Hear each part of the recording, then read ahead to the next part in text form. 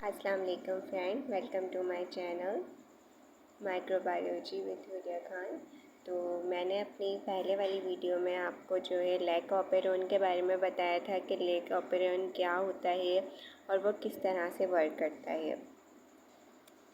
और अब जो मैं आपको बताने वाली हूँ वो है ट्रिप्टोफान ऑपेरॉन, यानी कि जिसको हम शॉर्ट में भी कहते हैं ट्रिप ऑपेरॉन। तो ये जो TRP या ट्रिप ऑपेरॉन है, इसका काम क्या होता है, ये किस तरह से वर्क करता है, तो आज हम इसमें डिस्कस करेंगे आज की वीडियो में।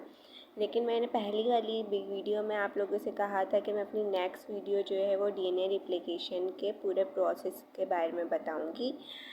लेकिन यहाँ पर प्रॉब्लम ये हुई कि जो मेरे फ्रेंड्स हैं, जो मेरे सब्सक्राइबर हैं, उन्होंने मुझसे रिक्वेस्ट की कि लेक ऑपेरॉन के बाद आप ट्रिप्टोफैन ऑपेरॉन का भी बताएं, क्योंकि ये दोनों ऑपेरॉन ही हैं और ये ज़्यादातर जो है ग्रेजुएशन लेवल में बहुत काम आते हैं हम लोगों के। तो मैंने पहले आपको इंशाल्लाह इसके बाद मेरी पूरी कोशिश यही होगी कि मैं आपको DNA रिप्लिकेशन की ही वीडियो नेक्स्ट बनाऊं। लेकिन जो आज हमारा लेक्चर होगा वो ट्रिप ऑपेरॉन या फिर ट्रिप्टोफैन ऑपेरॉन के बारे में होगा। तो सबसे पहले तो मैं आपको ये बताऊंगी, अब मैं थोड़े से आपको लर्निंग ऑब्जेक्ट दिखाती हूँ, जिस तरह से मैंने आपको कल वाली वीडियो में बताया था कि जो है कुछ हमारे टॉपिक्स हैं जिनको हमें लर्न करना है। अगर हम टॉपिक्स वाइज चलते हैं तो अच्छा रहता है।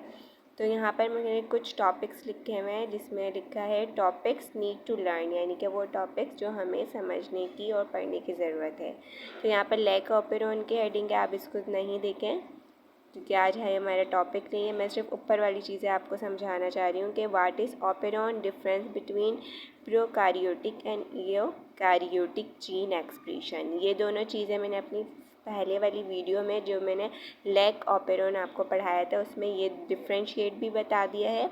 और लेक ऑपेरॉन या ऑपेरॉन कहते किसे हैं, चले मैं आपको अभी दोबारा से ये चीज़ क्लियर कर देती हूँ कि ऑपेरॉन होता क्या है। असल में अगर हम यहाँ पर देखें, ये है हमारा कौन सा सेल है, ये है हमारा प्रोकारियोटिक सेल। ठीक है, ये है प्रोकारियोटिक सेल।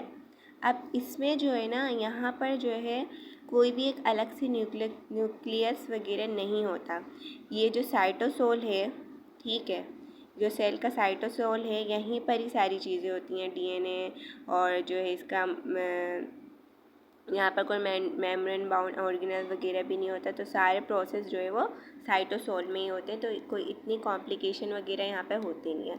लेकिन जो एक दूसरा सेल होता है जिसको हम यूकारियोटिक कहते हैं, इसमें जो है मेम्ब्रेन बाउंड ऑर्गेनल्स होते हैं, मीन्स कि इसका न्यूक्लियस भी अलग होता है, साइटोप्लाज्म है ये, और जो है साइटोप्लाज्म के बाद यहाँ पर डिफरेंट ऑर्गेनल्स जो एंडोप्लाज्मिक रेटिकुलम और जो चीज़ें आ जाती हैं कार्टिक में, इसके सारे ऑर्गेनल्स मौजूद होते हैं। तो यहाँ पर जो है न्यूक्लियस के अंदर DNA जो है बनता है, यानी कि DNA अपनी एक्टिविटी स्टार्ट करता है, फिर ट्रांसफ़र हो जाता है साइटोप्लाज्म में। साइटोप्लाज्म में आने के बाद ये जो है अपनी ट्रांसक्रिप्शन और ट्रांसलेशन का प्रोसेस करवाएगा और फिर जो है वो प्रोटीन बनाएगा राइबोसोम्स के थ्रू। तो ये यूरोकार्योटिक में होता है। लेकिन प्रोकार्योटिक में ऐसा कुछ नहीं होता है, यहाँ पर साइटोसोल के अंदर ही सारे प्रोसेसेस हो रहे होते हैं।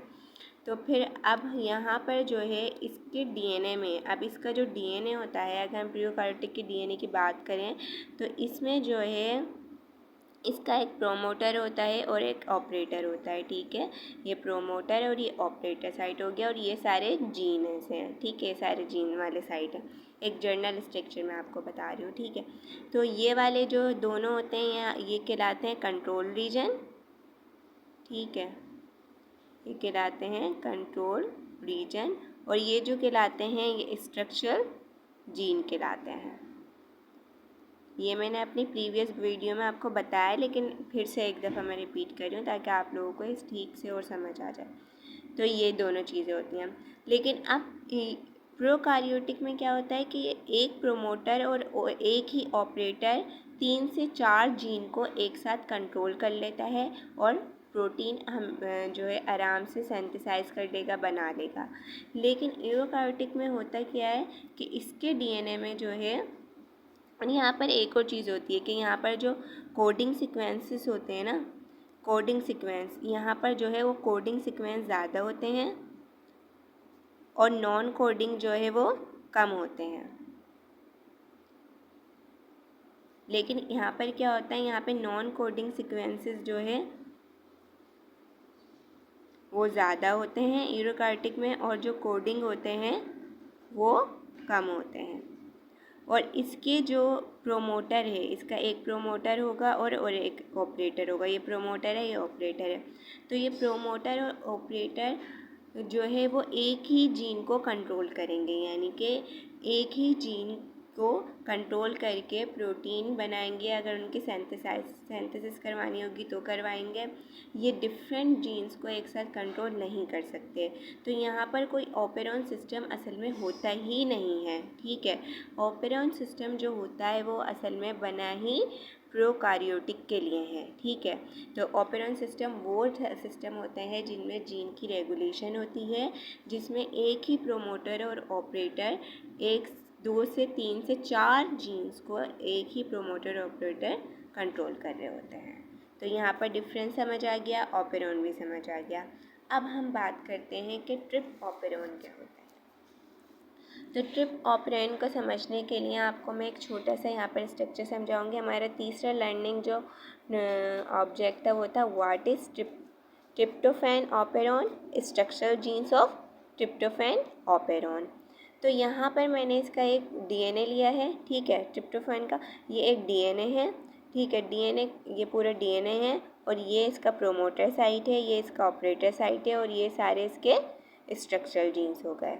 हमें पता है प्रोमोटर और ऑपरेटर को मिला के कंट्रोल रीजन बनता है, बाकी जो रह जाते हैं ये हमारे स्ट्रक्चरल जीन्स होते हैं। तो ये प्रोमोटर के साथ ही हमेशा जो ऑलवेज बाइंड होता है वो आरएनए पॉलीमरेज हमेशा प्रोमोटर साइट ही बाइंड होगा और यहीं से ही अपने ट्रांसक्रिप्शन को स्टार्ट करेगा, ठीक है। अब यहाँ पर होगा क्या, अब लेक ऑपेरॉन में और ट्रिप्टोफैन ऑपेरॉन में फ़र्क क्या है। अब लेक ऑपेरॉन में जो है ना, अल्लाह